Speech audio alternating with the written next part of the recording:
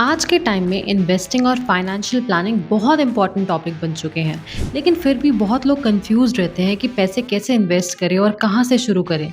इसीलिए इस एपिसोड में हम बात करने वाले हैं तरुण कक्कड़ से, जो एक म्यूचुअल फंड डिस्ट्रीब्यूटर और इंश्योरेंस ब्रोकर हैं। और आज हम उनसे समझेंगे कि mutual funds, SIP, investing mindset और बिगिनर्स के लिए स्मार्ट फाइनेंशियल डिसीजंस कैसे लें। So let's start the conversation.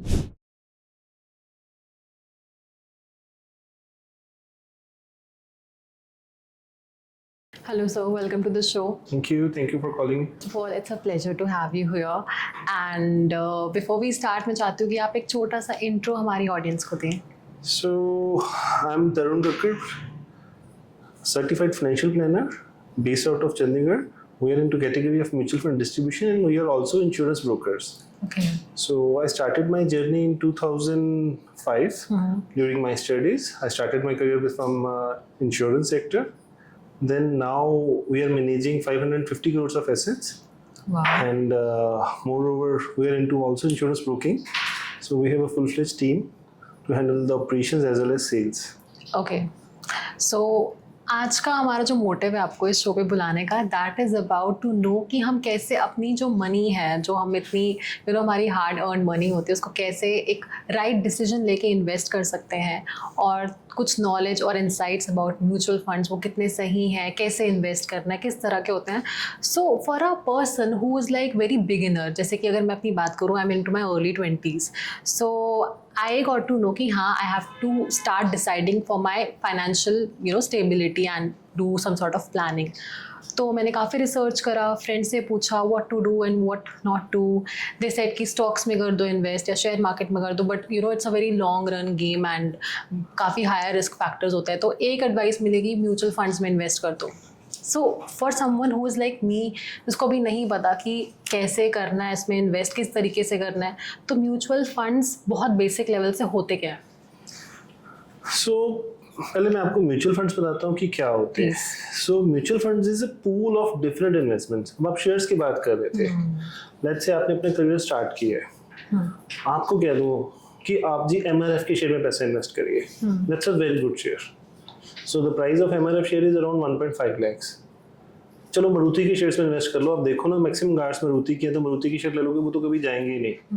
Maruti की शेयर की प्राइस भी 13-14 हज़ार रुपये है. So to buy one share, you have to spend at least 14,000 rupees. अब मारुति जाएगी या नहीं जाएगी? ये नहीं पता. One thing I advising all the viewers, I am not giving any tip to buy Maruti or to sell Maruti. I am not aware कि मारुति आगे ऊपर जाएगी कि नीचे जाएगी. I am not expert in that field. पर मारुति में लेके आपने अगर शेयर ले लिया और वो आपने 10 शेयर ले लिए, so you have spent 1,40,000 and वो नीचे आ गए, who is responsible? आप खुद होंगे responsible इस चीज़ के. So you lose money and then फिर आपको, हमें जो यहाँ पे कोई ना कोई एस्ट्रोलॉजर कह देता है कि कभी भी शेयर मार्केट में पैसा मत लगाना, तो आप जिंदगी भर कभी शेयर मार्केट में पैसा नहीं लगाओगे. कॉन्ट्ररी, म्यूचुअल फंड्स में क्या होता है कि फंड मैनेजर डिसाइड करते हैं कि कौन से शेयर्स मुझे लेने चाहिए, वो पूल बनाता है. So by spending 1,000 rupees of SIP, आप पूल में 0.0001% के भी किसी ना किसी शेयर के होल्डर बन जाते हैं. तो एक म्यूचुअल फंड के पास मिनिमम 50 से 60 शेयर्स होते हैं. तो 50-60 शेयर्स में आपका पैसा डिवाइड होता है. अब उसमें से कुछ शेयर ऊपर जाते हैं, कुछ नीचे आते हैं, तो आपका प्रॉफिट बैलेंस हो जाता है. सो इज इट नेसेसरी कि ऐसा तो कभी नहीं होगी, एक बार लॉस में जा सकता है कि यहाँ हमें प्रॉफिट मिलेगा ही मिलेगा, कि एक वो लेवल ऑफ सिक्योरिटी रहे हमारे दिमाग में कि अगर हर चीज़ म्यूचुअल फंड प्रॉफिट में जाती तो शायद आज की डेट में म्यूचुअल फंड्स के अलावा कुछ चीज़ नहीं चलती. That's true. जिस चीज़ में प्रॉफिट है ना, उसमें लॉस आएगा ही आएगा. अगर मैं हिस्ट्री देखूं, अगर शेयर मार्केट की हिस्ट्री देखूं, 1979 से लेकर 100 पॉइंट से शुरू हुई थी, आज 80,000 के अराउंड चल रही मार्केट. तो इतनी रिटर्न आई है. बट ये नहीं है कि शेयर मार्केट में हर किसी ने पैसा कमाया है.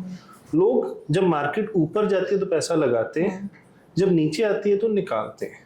बट म्यूचुअल फंड में अगर आप थोड़ा सा प्लानिंग के साथ चलें और आप 5 से 7 साल का होराइजन रखें, आपकी प्रोबेबिलिटी ऑफ लॉस बहुत कम रह जाती है. And you get more over. जो सबसे ज़्यादा इंपॉर्टेंट है, you should plan your goals कि मुझे पैसा कब निकालना है. हम क्या करते हैं, हम इन्वेस्टमेंट करते हैं कि जी हमने इन्वेस्ट करने हैं, कितनी देर के लिए करें, लॉन्ग टाइम के लिए करने हैं, कैसे करें, अरे chat GPT tell me which are the good mutual funds to invest for longer term, chat GPT ने 5 फंड्स की लिस्ट दे देनी है। Google what are the top mutual funds, Google ने अपनी 5 लिस्ट दे देनी है। अब जो 5 में से दोनों में टॉप के 2 होंगे, तो गूगल ने भी कहा है, चैट जीपीटी ने कहा है, ये इन्वेस्ट कर देते हैं। क्या वो फंड आपके लिए ठीक है, हम कभी नहीं देखते। क्या वो फंड जिसने पास परफॉर्मेंस अच्छी दी है आगे देगा या नहीं देगा, हम कभी नहीं देखते, बस हम इन्वेस्ट कर देते हैं। फिर हमें लॉस आता है, हम कहते हैं म्यूचुअल फंड सही नहीं है। ये आपने बहुत अच्छी एडवाइस दी है कि जैसे हम XYZ फैक्टर्स को लेके चलते हैं। अब कितनी सारी एप्लीकेशंस है, इनफैक्ट कितने सारे इन्फ्लुएंसर्स भी ऐसे, see no shade to anybody, but हम ब्लाइंडली उनकी बातें मान लेते हैं, बट हमें खुद का गोल नहीं पता होता क्या करना है क्या नहीं। तो इस केस में हम किसी पे भी ब्लाइंडली ट्रस्ट कर सकते हैं कि या हमें एक एक्सपर्ट एडवाइस की नीड है? अभी फिनटेक, अभी जितनी इन्फ्लुएंसर्स थे, आज से महीना 2 महीने पहले सब कह रहे थे सिल्वर ले लो, सिल्वर ले लो, सिल्वर ले लो। या काफ़ी सुना था मैंने। तो सिल्वर 4 लाख से 3 लाख में आ गया, 2,60,000 भी गया था। कुछ लोगों ने पर्सनल लोन लेके भी सिल्वर लिया। अगर आप 1 साल पहले एल्गोरिथम सारे चेक कर लेते हैं तो most of the influencers are talking about the crypto currency, bitcoin ले लो, बिटकॉइन ले लो। आज कहाँ पे वो, कहाँ को बिटकॉइन की बात ही नहीं करता। इवन कि मैं किसी एक नाम नहीं लेता, एक इंडिया की बहुत बड़ी कंपनी के साथ उन्हीं का बिटकॉइन का सारा वॉलेट चोरी हो गया, which is one of the biggest crypto currency exchange in India. और सुनवाई कुछ नहीं। हमें क्या है, हमें सपना आता है आज की डेट में, हम थोड़े से ना जनरेशन जो है हमारी बड़ी फास्ट है। सो मैं रोज रात को सपना देखता हूँ कि सुबह जब बड़ा होऊंगा तो एक ना कार्टून आता था हमारे बचपन में, आपने मुझे नहीं पता शायद देखा हो, अंकल स्क्रूज होते थे। वो उनके पास ना बहुत बड़ा एक स्विमिंग पूल होता था गोल्ड कॉइन्स का, वो सुबह उठ के उसी में स्विमिंग करते थे। तो मेरा भी ये सपना था कि मैं जब उठूँ ना, मेरे साथ नोट इधर भी हो उधर भी हो, मैं उनमें स्विमिंग करूँ। बट ये पॉसिबिलिटी नहीं है। कोई भी quick way to earn money नहीं है, because shortcut leads to short circuits. और फिर वो पैसे लोग डुबा के ही आते हैं, कभी कमा के नहीं आते। अनटिल अनलेस आप किसी एडवाइजर को चूज करिए। मैं ये नहीं कहता कि एक एडवाइजर से मिलिए, आप 5 एडवाइजर से मिलिए, सबसे उनकी ओपिनियन लीजिए। जो एक ओपिनियन आपको मैटर करती है, जो आपके साथ सूट करती है, उसमें आप उसके साथ इन्वेस्ट करें। लॉन्ग टर्म जर्नी और एक रिलेशन के बारे में बात करिए। हम कपड़ों के शोरूम में जाते हैं, हम किसी ब्रांड के फैन बन जाते हैं ना, तो बार बार उसी में रहते हैं, पर उस ब्रांड के फैन बनने से पहले हम 5 शोरूम उसमें चक्कर लगाते हैं ना। सेम आप भी एडवाइजर्स के साथ करिए। Advisers will guide you because उनका एक्सपीरियंस है, लाइफ एक्सपीरियंस है, जो कहीं गूगल और चैट जीपीटी पे नहीं है। चैट जीपीटी में तो आज की डेट में आपको सुसाइड के भी वो कई तरीके के रास्ते बता देगा। क्या हम सुसाइड प्रैक्टिस करना चाहते हैं? नहीं ना। सो सेम वे आप शॉर्ट सर्किट्स या शॉर्टकट्स लेते हैं, it's something financial suicide. Okay, so अगर एडवाइजर्स की बात करें, how to select the best advisor for you? मैंने जैसे पहला कहा कि आप जाएं, एक एडवाइजर से ना मिले, ओके, 4-5 एडवाइजर से मिले, सबकी एक बार बात सुने, सबकी एक बार बात सुने, उनसे पूछे वो क्या आपको ऑफर कर रहे हैं। आप शेयर करें कि क्या चीज़ अच्छी है क्या बुरी है। वो जो एडवाइस करे उसके पीछे उसकी रीजनिंग पूछे कि why I am advising this fund और why I am advising this type of investments. और फिर जो चीज़ आपको सूटेबल लगती है कि आप उसके साथ लॉन्ग टर्म रिलेशन बना सकते हैं, उसी के चूज करिए and then go through with. Okay, that's the best advice. That's the best advice, right. So another questions come, like अगर मैं इन्वेस्ट करना चाहती हूँ या फिर लोग अगर इन्वेस्ट करना चाहते हैं, you know there is some sort of scare और फियर इन देयर माइंड। ऐसा रीजन, इसका रीजन क्या है कि क्यों लोग इतना डरते हैं पैसा आज की डेट में इन्वेस्ट करने पे? एक तो हमारे किसी भी एजुकेशन इंस्टीट्यूट में, किसी स्कूल, किसी कॉलेज में फाइनेंशियल लिटरेसी के ऊपर कुछ भी नहीं बताते। That's true. हमारी फाइनेंशियल नॉलेज नहीं है। हमारी फाइनेंशियल नॉलेज सिर्फ और सिर्फ गूगल से या हमारे पेरेंट्स से या हमारे कोई रिश्तेदार जिसने पैसे कमाए या गंवाए हैं। मैक्सिमम एग्जांपल्स मैं देखता हूँ, जब मैंने भी इन्वेस्टमेंट्स करनी शुरू करी, मेरे पापा कहते थे यार इतने बड़े बड़े बंदे ना अपना पैसा डुबो के बैठ गए सेम फील्ड में, मत कर, ये कोई इन्वेस्टमेंट का टूल है। शेयर मार्केट कभी किसी का पैसा नहीं बनने देता। ये सुनने में आता है। शेयर मार्केट में लोगों को पैसे डुबोए हैं, सिर्फ शेयर मार्केट में नहीं, लोगों ने तो रियल एस्टेट में भी पैसे डुबोए हैं, लोगों ने एफडीज में भी पैसे डुबोए हैं, कई चीज़ों ने, कई कुछ तरह से लोगों ने पैसे डुबोए हैं, वो नहीं आता। बट हम सुन लेते हैं कि शेयर मार्केट में पैसा डूबा, तो जब हमारा पोर्टफोलियो नीचे जाता है हम पैनिक से निकाल देते हैं। अगेन मैं फिर से कहूँगा कि हम ये नहीं सोचते कि हमें पैसा कितनी देर के लिए इन्वेस्ट करना है। मेरा पोर्टफोलियो आज की डेट में मार्केट में करेक्शन आई है, मैंने एक सिप लगाई थी 2015 में। मैं आज सुबह बाई चांस देख के आया कि कितनी रिटर्न आ रही है। So since 2015, again this is a disclaimer, मैं अगेन ये कह रहा हूँ कि हम 12% से ज़्यादा सिप में एक्सपेक्टेशंस ना रखें। मैं आपको पास्ट रिटर्न बता रहा हूँ, पास्ट रिटर्न डजंट मीन कि फ्यूचर में इतनी आएगी। सो 2015 से मैं सिप लगा रहा हूँ एक, जिसमें मुझे आज की डेट में 19.5% की कंपाउंडिंग रिटर्न आ रही है। And 19.5% return is not a bad return at all. या इट्स वेरी गुड। बट 2020 में जब मुझे सिप में 5 साल हो गए थे, मुझे वही फंड मुझे -13.5% की रिटर्न दिखा रहा था। मैं उसको सोचता कि अगर मैं सेविंग अकाउंट में पैसा रखता ना, मेरा पैसा कम तो ना होता। 31 मार्च को मुझे वो -13% दिखा रहा था वो पोर्टफोलियो, और 2 साल पहले +28% भी दिखा रहा था 8 साल का। बट ना मुझे उस टाइम -13 में लगा, ना 28 में डायरेक्शन आई। आज 28 से 19% आ गया, मुझे कोई फियर नहीं है, क्योंकि मुझे पैसे की जरूरत अगले 7 साल नहीं है। I am clear in that. मैं 5 साल बाद अपने पोर्टफोलियो को देखना शुरू करूंगा कि क्या उसमें से अब मैं निकालूं, प्रॉफिट बुक करूं, क्योंकि मुझे उस सिप की, स्पेसिफिक उस सिप की अगले 7 साल बाद जरूरत पड़नी है। और जब मैं लोगों से उनके फाइनेंशियल जर्नी की बात करता हूँ, बस ये साल के लिए लगाने हैं, 2 साल के लगाने हैं, people are not clear what they want actually। तो हमारा लॉन्ग टर्म फाइनेंशियल गोल होना चाहिए, नहीं शॉर्ट टर्म ही होना चाहिए। सो ये नहीं है कि म्यूचुअल फंड्स में आपने सिर्फ लॉन्ग टर्म लगाने हैं। म्यूचुअल फंड्स की आगे भी टाइप्स हैं। ये तो हम इक्विटीज की बात कर रहे हैं। There are debt funds too, जो आपको एफडी के बराबर या एफडी से थोड़ा सा ज्यादा या कम रिटर्न देते हैं। But it's up to you कि आपका किस तरह का पैसा है। आप अगर कंपनी चलाते हैं तो कंपनी के करंट अकाउंट में पैसे होते हैं। आप वीकेंड पार्किंग करिए, उसमें भी आप करंट अकाउंट में तो कोई रिटर्न नहीं मिलता आपको, वीकेंड पार्किंग से भी आप रिटर्न कमा जाते हैं। बाकी यंगस्टर्स को एक चीज़ में बहुत सीरियस एडवाइस देता हूँ, यंगस्टर्स ना हमेशा कम पैसे से ज़्यादा पैसा बनाना चाहते हैं, बट वो अपने बेसिक्स को भूल जाते हैं। हम यहाँ 2nd फ्लोर में बैठे हैं बिल्डिंग में, क्या ये पॉसिबल होता कि हम 2nd फ्लोर पहले बनाते और ग्राउंड फ्लोर बाद में बनाते? पॉसिबल होता नहीं। हवा में 2nd फ्लोर बनते नहीं। हम हमेशा टॉप फ्लोर पहले बनाना चाहते हैं, कम पैसे से रिटर्न ज़्यादा कमाओ। बट पहले मैं अपना बेस को तो स्ट्रॉन्ग करूं। हम बेस की तरफ कभी ध्यान नहीं देते। सिंपल सा एक फंड होता है जिसको हम आर्बिट्राज फंड कहते हैं, जिसमें आपको टैक्सेशन का भी बेनिफिट मिलता है। रिटर्न उसमें 5 से लेकर 6% के आसपास आती है। कई बार 4.5 हो जाती है, कई बार 6.5 भी हो जाती है। ओके।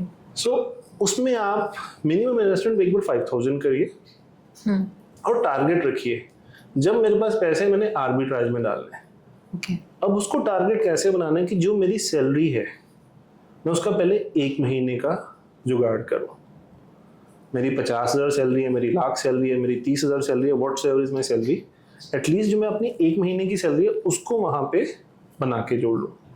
जब मेरी 1 महीने की सैलरी हो गई, थोड़ा सा पैसा लूँ, अब उसको मैं सेलिब्रेट करूँ, जाओ रेस्टोरेंट में खाना खा के अच्छी सी जगह सेलिब्रेट करूँ कि मैंने 1 महीने की सैलरी का इंतजाम कर लिया, क्योंकि उसके बाद अगला टारगेट है 3 महीने की सैलरी जोड़नी है। अब ग्रेजुअली आपकी 1 महीने की, 3 महीने की जुड़ गई, फिर एक अच्छी सी ड्रेस लीजिए अपने लिए, और फिर अगला टारगेट है 6 months.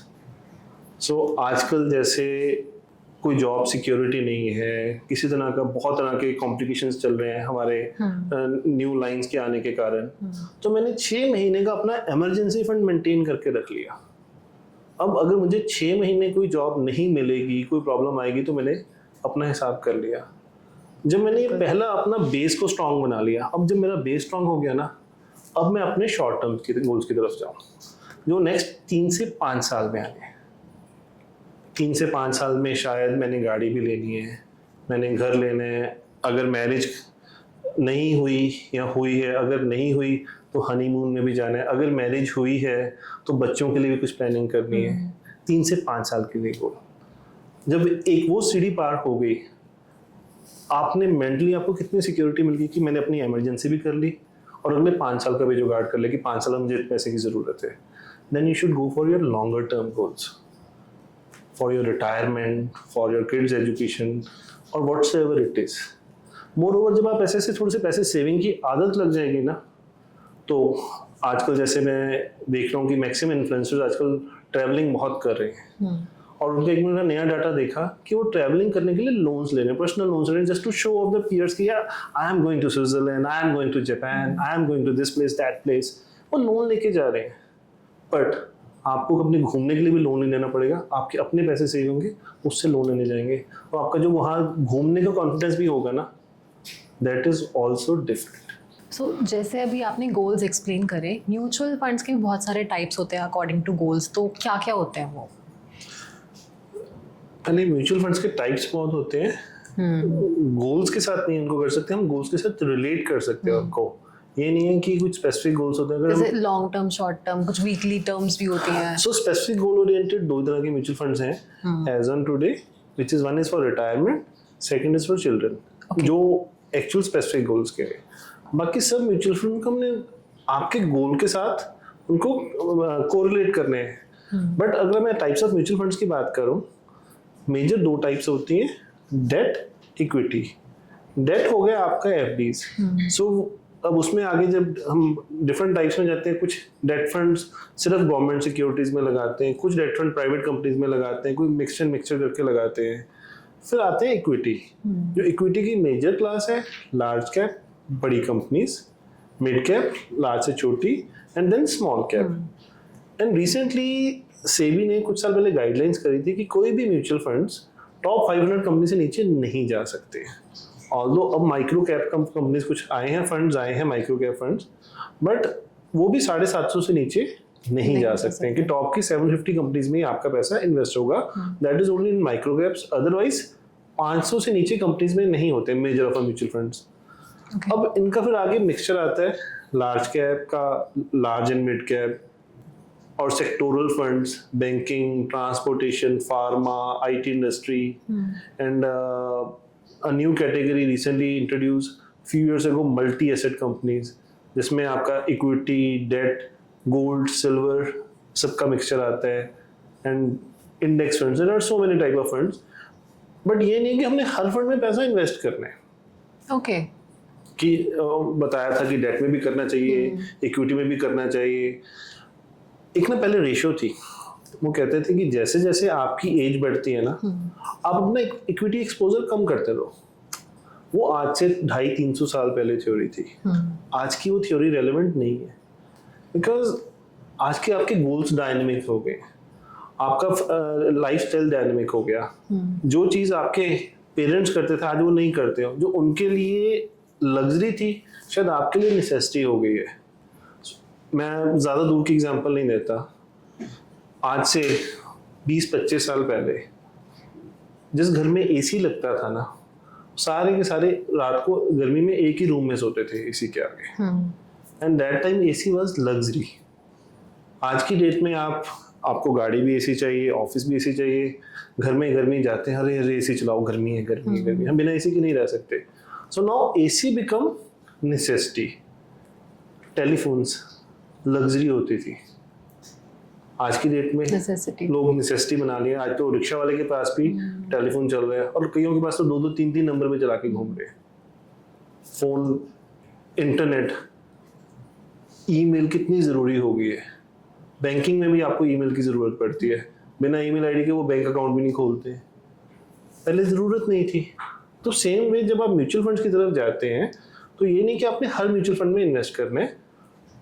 Seat with your adviser and then that he or she will suggest you which is a good mutual fund and what type of a mutual fund you should invest in. Okay. And it should match to your goals. Short term, long term. मैंने अगले साल iPhone लेना है ना, तो उसके लिए मैं कभी भी इक्विटी में पैसा नहीं लगाऊंगा, मैं हमेशा ही डेट में लगाऊंगा। एंड वो भी आर्बिट्राज में। ओके, तो वैसे अगर किसी को स्टार्ट करना हो तो सबसे सेफेस्ट ऑप्शन कौन सा होता है उसके लिए, जिसमें ये कि एक फिक्स रेट ऑफ इंटरेस्ट या रिटर्न तो हमें मिलेगा ही मिलेगा?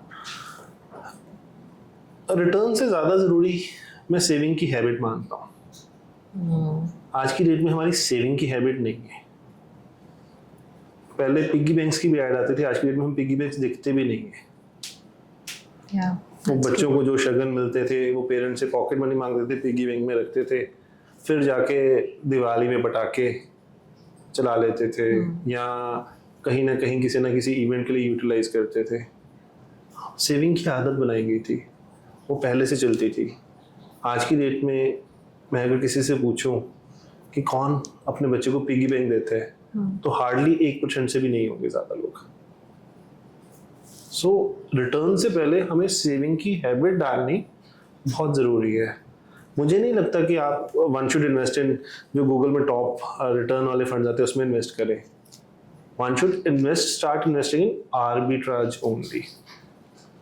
This is a type of a debt fund, but आपको टैक्स का भी बेनिफिट मिलता है और मोस्ट इम्पॉर्टेंट थिंग आपको सेविंग की आदत डालता है। ओके, टैक्स पे भी हम बाद में बात करते हैं, जैसे अभी सेविंग की बात हुई तो आई वांट टू नो कि एफडी से बेटर म्यूचुअल फंड्स कैसे हो सकता है, या फिर क्या एफडी से बेटर म्यूचुअल फंड्स है? सो आपने एफडी कितनी देर के लिए करानी है? अगर आप 5 साल के लिए 10 इयर्स के लिए 10 इयर्स के लिए से आप अगर म्यूचुअल फंड का कंपैरिजन करेंगे तो mutual funds are 100% much better. 100% much better, because आप इन्फ्लेशन को तो कंट्रोल नहीं कर पा रहे हो ना एफडी से। एफडी में क्या इंटरेस्ट आ रहा है? 6% 7%। आरबीआई इंडेक्सेशन जो कहता है इन्फ्लेशन, वो भी 6-7% ही दे रहे हैं। एफडी में आप टैक्स भी दे रहे हो, तो आपका actually you are losing principal.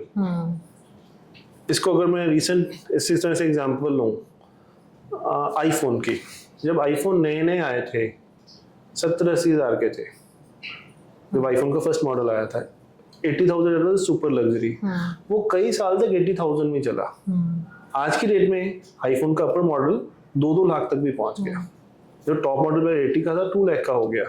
Inflation का। मूवी देखने जाते थे चंडीगढ़ में पिकार्डी थिएटर में, मूवी देखते थे 25 रुपए की टिकट होती थी। 100 रुपए में फैमिली चली जाती थी, 100 रुपए के पॉपकॉर्न्स प्लस कोल्ड ड्रिंक, 200 रुपए में सारी फैमिली मूवी देख लेती थी। आज की डेट में 2-2.5 हज़ार से कम नहीं होती है।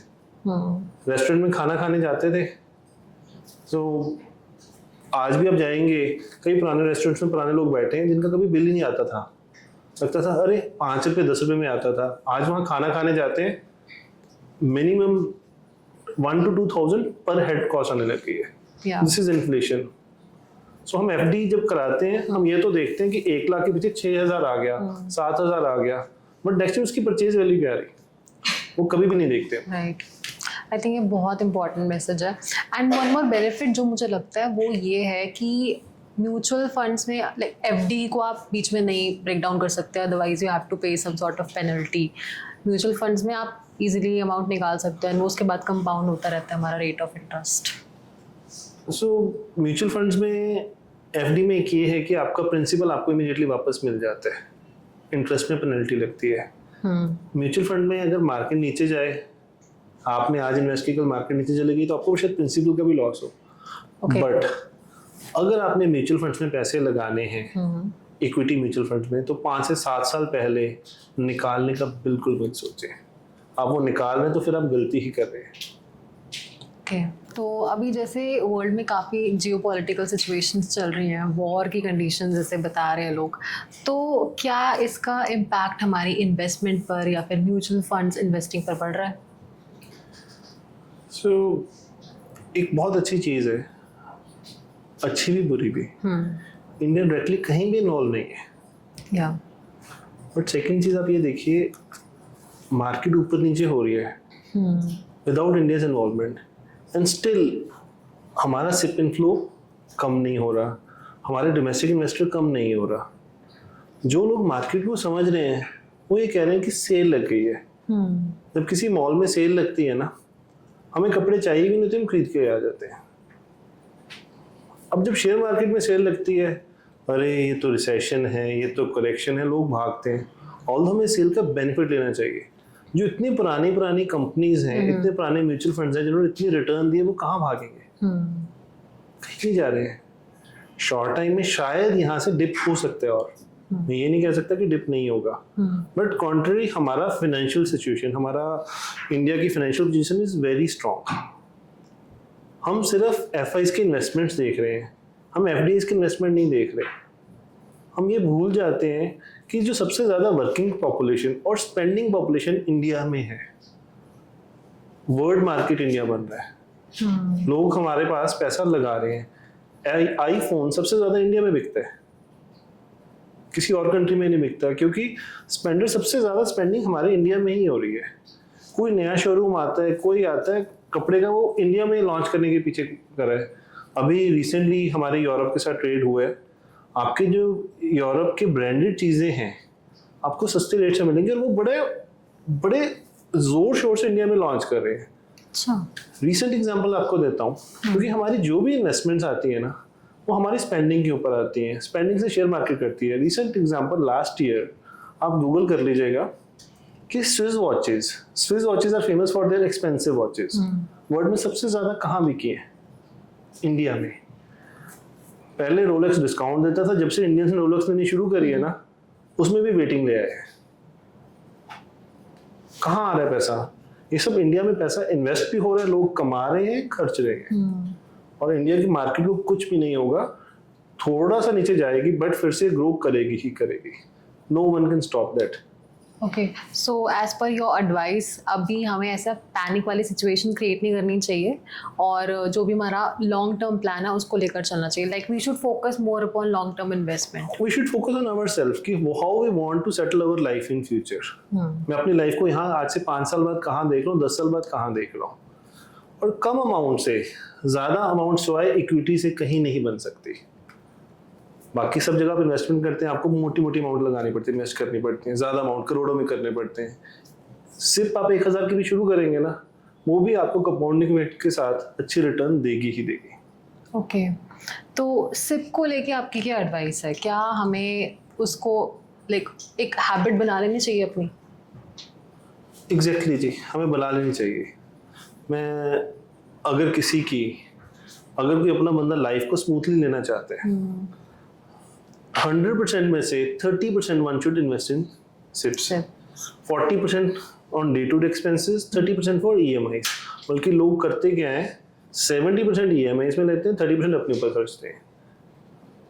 अगर वो अपने सेविंग की हैबिट को अच्छा बना लेंगे, EMIs आर नॉट बैड, मैं EMIs को बुरा नहीं कहता, बट हमें अपनी डिज़ायर्स को मैनेज करके EMIs को इस तरह से मैनेज करें कि हमारी जो नीड है उसके ऊपर काम करें। लोग are not working on their needs, but they are working on their desires. Okay, एक मैंने आपकी वीडियो देखी थी, मुझे अभी याद आया, जिसमें यू मेंशन्ड कि अगर हमने सिप में इन्वेस्ट किया है तो हमें हेल्थ इंश्योरेंस में भी इन्वेस्ट करना चाहिए। हाँ जी। सो उसका क्या लॉजिक है, आप प्लीज एक बार एक्सप्लेन करोगे? जब हम health insurance is not investment, health insurance for your safety. या राइट। सो आज की डेट में पहले क्या होता था, हार्ट अटैक 50 के बाद होते थे, डायबिटिक 50 के बाद निकलते थे, पहले तो बंदे निकलते ही नहीं थे। There are very few cases. आप PGI में जाइए या किसी भी प्राइवेट हॉस्पिटल में जाइए, यू विल सी यंगस्टर्स को हार्ट अटैक्स हो रहे हैं, पीपल बॉर्न विद डायबिटिक। अब हम सेविंग करते रहते हैं, पर हम ये भूल जाते हैं कि अगर कभी बीमार हो गए तो हु विल टेक केयर? हमें अपने सेविंग से पैसे निकालने पड़ेंगे। पर अगर आप एक छोटी सी अमाउंट की हेल्थ इंश्योरेंस ले लेंगे, मैं अगर जनरल बात करूं, यंगस्टर्स की बात करूं, 10 लाख के लिए मेरे ख्याल से 10,000 रुपये से एनुअल प्रीमियम बनता है। इसको मैं आगे डिवाइड करूं तो 800-900 रुपये मंथ, और अगर मैं एक बार का बूज का खर्चा बनाऊं तो इसको कहीं ज़्यादा हो जाता है। तो वो इंश्योरेंस कराइए, और अगर किसी तरह की भी इमरजेंसी हो जाए, हॉस्पिटल में जाना पड़े, तो हमारे पास इंश्योरेंस कवर पूरा करता है, और आपको आपकी इन्वेस्टमेंट्स को ब्रेक डाउन नहीं करना पड़ेगा। क्योंकि जब हम इन्वेस्टमेंट्स करते हैं, कंपाउंडिंग का इफेक्ट आपको लॉन्ग टर्म में आता है, तो शॉर्ट टर्म से पैसे निकल जाते हैं। ओके, अच्छा, एक क्वेश्चन ये आता है कि मार्केट में जो वॉलेटिलिटी की बात हो रही है, ऐसे टाइम में एक नॉर्मल इन्वेस्टर्स को कैसे रिएक्ट करना चाहिए? क्योंकि you know there are a lot of ups and downs these days. Volatility से लोग पैनिक कर जाते हैं. पर वॉलेटिलिटी में आपका, अगर आपने सिप लगाई है तो आपका पैसा भी तो लग रहा है. आपको 100 रुपए की चीज़ शायद 90 की भी मिल रही है, 80 की भी मिल रही है. आपको नंबर ऑफ शेयर ज़्यादा मिल रहे हैं. सो मैं तो वॉलेटिलिटी को बड़े प्यार से लेता हूँ कि आजा, मुझे बड़ा एंजॉय करता हूँ. बट लोग पैनिक करते हैं, which is wrong. Again back to basics कि अगर हमारे गोल्स हमें क्लियर है ना, तो वॉलेटिलिटी हमें कभी भी परेशान नहीं करेगी. We start loving volatility. अब नेक्स्ट क्वेश्चन कम्स कि लोग स्मॉल कैप और मिड कैप फंड्स को लेकर बहुत कंफ्यूज रहते हैं, तो उनमें इन्वेस्ट करना रिस्की होता है कि नहीं होता?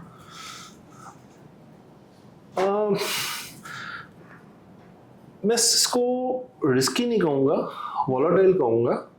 बट अगर आपने स्मॉल और मिड कैप में इन्वेस्ट करना है तो प्लीज बिना अपने एडवाइजर की हेल्प में स्टार्ट ना करें स्मॉल और मिड कैप इन्वेस्ट करना. Why so? Because small cap का जो ब्रेक इवन है, इसको थोड़ा सा हम होल्डिंग पीरियड कहते हैं, 7 to 8 years का है. 7 to 8 years में they will fetch you better return. But 7 से 8 साल होल्ड करने की कैपेसिटी कोई नहीं रखता. अभी मैंने अपना पीछे एक आपको अपने फंड बताया तो मुझे आज 20% की रिटर्न, 19% की रिटर्न दे रहा है. That is a small cap fund. 5 साल में मुझे -13 भी उसी फंड ने दिए और 8 साल में +28 भी उसी ने दिए. अब I have to digest that fact कि while investing in small cap funds, I should have a good digestion power, but most important my goals are clear. और आपको small fund का जो digestion है, आपको एक advisor ही दे सकता है. नहीं तो आमतौर पे मैंने लोगों को small cap से निकलते हुए बहुत जल्दी देखा है. Okay, usually निकलते ही हैं लोग. निकलते ही हैं. Okay. Next कि आजकल यंगस्टर्स में ना ट्रेडिंग का बहुत ट्रेंड चला है, तो आप एक बेसिक एडवाइस क्या देना चाहोगे उनको? बेसिक एडवाइस सेबी नहीं दे दी थी. सेबी ने रिसेंट डाटा निकाला था कि 98% ट्रेडर्स लॉस में पैसा वापस लेके आते हैं.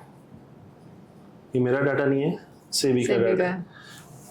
अभी रिसेंट बजट में ट्रेडिंग के पीछे एसटीटी टैक्स बढ़ा है. हमारी गवर्नमेंट भी नहीं चाहती कि हम ट्रेडिंग में इन्वॉल्व हों, और ट्रेडिंग में हमें बहुत ज़्यादा रिसर्च, हमें टेक्निकल एनालिसिस सब कुछ पढ़ना पड़ता है. और जो टेक्निकल एनालिसिस का हम एक आधा कुछ कोर्स भी करते हैं लोग, वो कुछ टाइम के बाद ख़त्म हो जाता है क्योंकि आपके डाटा चेंज हो जाते हैं, ग्राफ सारे चेंज हो जाते हैं. और लोग कहते हैं कि वी बिकम मास्टर, बट बजाय मास्टर्स मैंने लोगों को बैंकक्रप्ट होते ही देखे. One should avoid trading until और अनलेस आपका फुल फ्लेज ट्रेडिंग का काम नहीं है. पार्ट टाइम ट्रेडिंग नहीं बनी है. वैसे भी ट्रेडिंग हर किसी के लिए नहीं बनी है, और पार्ट टाइमर्स के लिए तो बिल्कुल भी नहीं है. तो मैं ये जानना चाहती हूँ कि जो लोग एक्चुअली वेल्थ बना रहे हैं ट्रेडिंग से, वो कैसे बना रहे हैं फिर? सो इंस्टाग्राम में इन्फ्लुएंसर्स ही बना रहे हैं. मैंने तो आज तक कोई ऐसा इन्वेस्टर नहीं देखा जिसने ट्रेडिंग में वेल्थ बनाई है. क्योंकि मैंने काफ़ी देखा है, like they are motivating us to you know get into stock market. And ऐसा नहीं है कि इन्फ्लुएंसर्स ही मोटिवेट कर रहे हैं, कुछ लोग आते हैं कैमरा के सामने कि भाई ट्रेडिंग बहुत बेकार है, मत करा करो, मेरे इतने पैसे लॉस हो गए, ये सब. तो इस चीज़ की अवेयरनेस होनी बहुत ज़रूरी है. ट्रेडिंग में ना सुपरस्टार्स होते हैं हर ऑफिस में. हर ऑफिस में एक सुपरस्टार होता है जिसने ट्रेडिंग में पैसा कमाया होता है. Okay. वो सब लोगों को मोटिवेट करते हैं ट्रेडिंग करो, बाकी सब बेकार है, इन्वेस्टिंग इज सब बेकार है. बट जिस दिन उसको लॉस होता है वो अपनी शक्ल भी नहीं दिखाता. उस दिन उसका आप देखना, आपका अगर कोई ऑफिस में ऐसा कोलीग होगा जो ट्रेडिंग में पैसा कर रहा होगा ना, जैसे उसका मूड खराब होगा ना, पूछना उससे कितना लॉस हुआ. अगर आपको बताएगा, वैसे तो बताएगा ही नहीं, उस दिन उसका डेफिनेटली लॉस हुआ होगा. अब हम बात करते हैं अगर वर्ल्ड वाइड मार्केट की 2 इन्वेस्टर्स हैं, वॉरेन बफे, पीटर लिंच, जो सब लोगों को शेयर मार्केट के बारे में बताते हैं. उन्होंने भी आज तक ट्रेडिंग नहीं करी. They invest and invest for long term and they exit. वो कंपनी को रिसर्च करते हैं, कभी ट्रेड नहीं करते कि मैं 100 का 102 में करूं, 103 में फिर लूं. उनको नहीं पता. वो future and options are always made to make people poor. Right, वही है ना कि हमें ये थॉट नहीं होना चाहिए कि एक दिन में कोई अमीर नहीं बन सकता। नहीं बन सकता। और वही शॉर्टकट्स, हम सब शॉर्टकट्स में ज़्यादा बिलीव करते हैं। अच्छा, since you are a financial adviser, तो आपने काफ़ी लोगों को कंसल्ट भी किया होगा तो ऐसा कोई केस हुआ है कि जिसने बहुत ही बेसिक से स्टार्ट किया और उसको बहुत अच्छे रिटर्न्स आए हों? अगर आप शेयर करना चाहो तो। सो कल परसों मैं अपने क्लाइंट का पोर्टफोलियो देख रहा था। So we met in 2007. Okay. So at that time he's youngster. So that was his first job. He started with 5,000 SIP, and then later on 5,000 SIP. 5,000 rupees per month. Okay, per month. Yeah. Then later on जैसे जैसे उनकी income बढ़ती गई उन्होंने 20,000 की। फिर उनके बाद उनका थोड़े से कुछ प्रॉब्लम्स आई, उन्होंने 20,000 से वापस 5,000 कर दी। 5,000 की कहा कि चलो एक 5,000 तो मैं अफोर्ड कर ही सकता हूँ, छोड़ा नहीं। सो कल उनके पोर्टफोलियो को हम थोड़ा सा रीशफल कर रहे थे। His portfolio was around 78 lakhs. Wow. And with in how many years? Almost 16-18 years. But जो एवरेज सिप चली है ना वो 7,500 रुपीज ही चली है। 7,500 मतलब 7,500 भी सिप पूरी नहीं चली। 5,000 से शुरू किया, 3 साल उन्होंने 20,000 की, फिर 5,000 फिर 5 पे आ गए। बिकॉज कंपाउंडिंग का इफेक्ट हमेशा ही लॉन्गर टर्म में दिखता है और हल्की सीढ़ी से ही हम ऊपर चढ़ते हैं।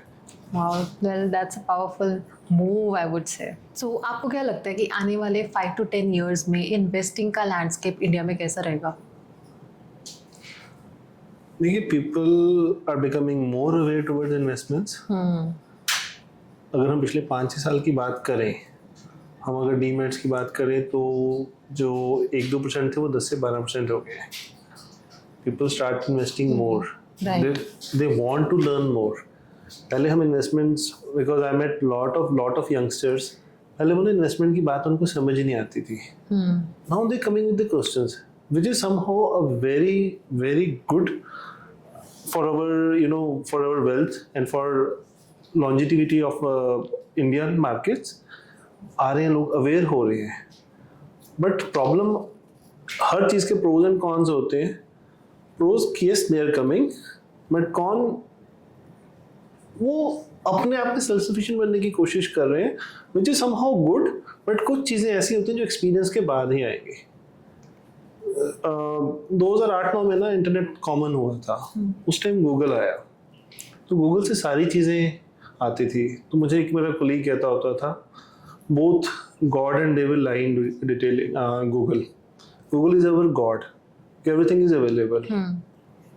Few years back, my nephew who was in 7th standard at that time, he said, Google में तो सारी चीज़ें आपने डाली है ना, इंसानों ने डाली है, भगवान कैसे हुआ? हाँ, सारे इंसानों की थॉट आ गई। Same with chat GPT, AI, everything. Data तो हम ही फीड कर रहे हैं, एल्गोरिथम चेक कर रहे हैं, वो किसी ने कुछ किया, उसका डाटा आगे आ रहा है, तो वो हमारे लिए करेक्ट नहीं है। ये अच्छा साइन है, बुरा साइन ये है कि पैसे इन्वेस्ट करने के बाद ना आप उसको अगर होल्ड नहीं करते हैं तो लॉस होगा। But investment day by day बढ़ रही है, एंड मोस्ट इम्पॉर्टेंट, हमारी मार्केट ग्रो कर रही है, हमारी स्पेंडिंग पावर ग्रो कर रही है, हमारी अर्निंग ग्रो कर रही है। पर कैपिटा इनकम जैसे जैसे ग्रो करती जाएगी मार्केट में, वो पैसा आएगा ही आएगा। And people are finding new ways of investment rather than traditional ways. Okay, so for someone who wants to start again, ऐसा तो नहीं है कि वो एक माइंडसेट बना के चले कि हाँ मुझे प्रॉफिट होगा ही होगा, कि फॉर लर्निंग एक्सपीरियंस की चलो 1-2 बार ठोकरें खाई, बाद में समझ आएगा कैसे करना कैसे नहीं। So how can they manage with that? Back to basics is most important thing. आपको अपने बेसिक्स क्लियर हो। मैं किसी को ये नहीं चाहता कि मैं कोई एक शेयर बताऊं और वो शेयर में इन्वेस्ट करके लॉस में आए। ऐसा आपका है। बिल्कुल। When you need to invest ना, one should start with basics। फिर से वही कहूँगा कि पहले 1 महीने की सैलरी का जुगाड़ कर लो, बाकी चीज़ें तो हम बाद में प्लान हो ही जाती हैं। ओके। आपके पास ना जब 1 महीने की एक्स्ट्रा सैलरी आपके अकाउंट में होती है ना, आपका काम में भी कॉन्फिडेंस अलग आता है और वैसे भी जनरल कॉन्फिडेंस एक अलग होता है कि 1 महीने का सैलरी का तो इंतजाम मेरे पास हो ही गया। और ग्रेजुअली आपको सेविंग की आदत ही वैसे बनती है। वही फाइनेंशियल लिटरेसी का पॉइंट रिपीट हो जाता है यहाँ पे। ओके, सो मेरे पास आपके लिए कुछ क्वेश्चंस हैं, आप लाइक आपकी पर्सनल लाइफ से रिलेटेड, जिससे हमें शायद थोड़ा कुछ सीखने को मिल सकता है। तो पहला क्वेश्चन ये है कि एक फाइनेंशियल रूल जो आपको पर्सनली हमेशा लगता है कि फॉलो करना चाहिए। मैं अपनी जो मुझे अर्निंग्स आती है ना, उसमें सबसे पहले मैं सोचता हूँ कि मैंने सेविंग क्या करनी है। This is my monthly earning, this much of amount I have to save. I am into business, तो मुझे अपने बिजनेस ग्रोथ के लिए भी थोड़ा सा पैसा अलग रखना पड़ता है।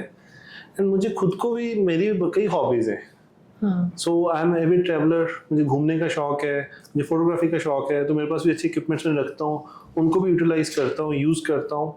तो मैं एक बजट हर साल अलग से रखता हूँ कि this is for my shopping, and उसके अलावा मुझे जो मर्जी ऑप्शन मिलती रहे, मैं कभी भी उससे ज़्यादा एक्सीड नहीं करता बजट से। ओके। और सेविंग में मैं शायद एक्सीड कर जाता हूँ जब अर्निंग ज़्यादा हो जाए, बट शॉपिंग का मैंने बजट फिक्स किया हुआ है। सो से इफ अगर मेरी सैलरी 50,000 है तो कितना पार्ट मुझे सेव करना चाहिए? मतलब जो है बेसिक सारे एक्सपेंसेस निकाल के। ये क्वेश्चन का आंसर के अगेन कई क्वेश्चंस होंगे। ये कोई रूल नहीं है, रूल तो कहता है 30-40-30। हाँ, वैसा कुछ rule. 30% is for saving, 40% for your household expenses and 30% on your EMIs। But हर बंदे का अपना लाइफस्टाइल है, अपना सोचने का तरीका है। अब कोई 50,000 सैलरी में आप अपने घर में रहते हो तो शायद आपका रेंट नहीं है, आप यहाँ पे PG में रहते हो तो रेंट है, आपका फिर फूड का भी है। अब हम जॉइंट फैमिली से ट्रेडिशनल फैमिलीज में, सिंगल फैमिलीज में आ रहे हैं, तो उसमें भी अलग अलग कॉस्ट भी हमें करनी पड़ती है। तो it depend on person to person कैसे करना है। But 30-40-30 is a universal rule. पर अगर किसी को ज़्यादा डिटेल में जाना है तो वो उसकी प्लानिंग चेंज होती है। ओके। अब नेक्स्ट एक फाइनेंशियल मिस्टेक जो आप चाहोगे कि लोग कभी ना करें। हाँ, लोग ना हवा में, मतलब क्लाउड्स में बहुत वो गोले बनाते हैं कि ये कर लेंगे वो कर लेंगे।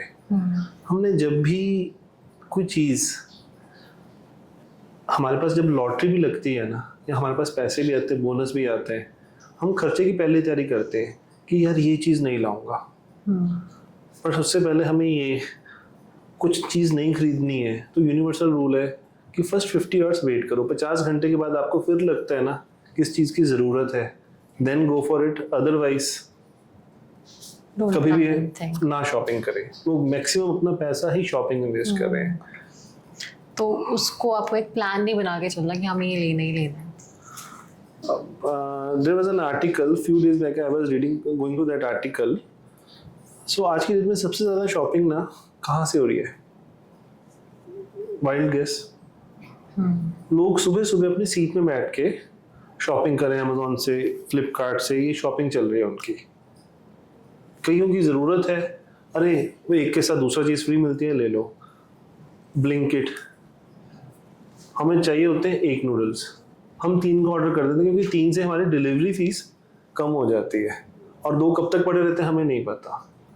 तो ये क्विक शॉपिंग वाली एप्स है ना, ये हमें थोड़ी सी अवॉइड करनी चाहिए क्योंकि even when I am scrolling तो लेना कुछ होता है, साथ में 2-4 चीज़ें और कार्ट में ऐड हो जाती हैं। It happens. वो भी कहते हैं ना मैक्सिमम सेवर, आपका डिलीवरी चार्जेस बच जाएंगे। हाँ, वही वो ऑफर्स में, वो लूप में हमें फंसा लेते हैं, तो ऐसा होता है। Okay, so last is a kind of a wrap up question. तो मैं चाहती हूँ कि आप हमारी ऑडियंस को, जो भी ये शो देख रही हैं, एपिसोड देख रही हैं, उनको एक एडवाइस देना चाहो कि सबसे बेस्ट पॉसिबल वे उनको अपने पैसे को कहाँ पर इन्वेस्ट करना चाहिए, या फिर कैसे वो प्लान करके चले अपनी चीज़ें, like best way to plan your money. तो सबसे पहले तो आप अपने आसपास कोई एडवाइज़र सर्च करें, MP एडवाइज़र सर्च करें, उस एडवाइज़र को देखें, उनसे मिलें, और एक एडवाइज़र से मत मिलें, 3-4 एडवाइजर से मिलें जो आपको आपकी नीड के अकॉर्डिंग आपको सूटेबल लगता है, क्योंकि आपने उसके साथ अपनी लॉन्ग टर्म जर्नी करनी है. Adviser is like your family, they become part of your family. उसके साथ आपने एक लॉन्ग टर्म जर्नी बना के चलनी है, तो वैसे बंदे के साथ चूज करें जिसके साथ आप चल सकेंगे, तभी आप एडवाइस करें, इन्वेस्ट करें. Sorry. Well, thank you so much, sir, for this insightful conversation and बड़ा मज़ा आया आपसे बातें करके. और मैं तो पक्का वीकेंड पे घर जाऊंगी, एक प्रॉपर रिसर्च करूंगी, एक फाइनेंशियल प्लान बनाऊंगी एंड डेफिनेटली आपसे दोबारा कनेक्ट करूंगी. एंड आपको भी अगर कोई भी फाइनेंशियल एडवाइस की नीड है, you can definitely contact sir. हम उनका हैंडल और जितने भी सोशल मीडिया प्लेटफॉर्म्स हैं उनके लिंक डिस्क्रिप्शन में डाल देंगे. And till then keep on watching E Street podcast and don't forget to like, share, subscribe our YouTube channel. See you in the next episode. Bye.